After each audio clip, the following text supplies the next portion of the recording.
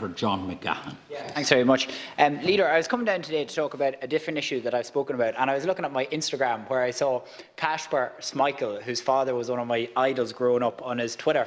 On his Instagram, and his Instagram is a social media blackout from 3 o'clock today until Monday night, and I didn't realise this was happening because perhaps in Ireland I'm slightly removed from it, but it's a social media blackout that every Premiership footballer, every Formula 1 driver, Lewis Hamilton, and every member of the English rugby team and the English Premiership are doing a social media blackout in solidarity with Thierry Henry, who went off social media in March because of the racist abuse and horrific online abuse that sports players are receiving.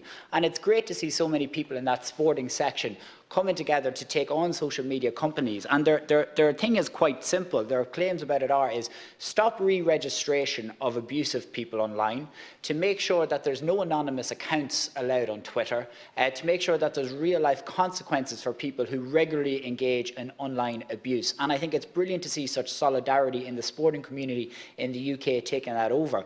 A couple of weeks ago, when I was able to go into the Oireachtas Housing Committee and we had Twitter before us, I asked Twitter just simply, what's the thought process behind allowing anonymous accounts? And the guy actually said back to me, well, Twitter is very important in allowing democracies to overthrow third world dictators in far-flung parts of the country in the world.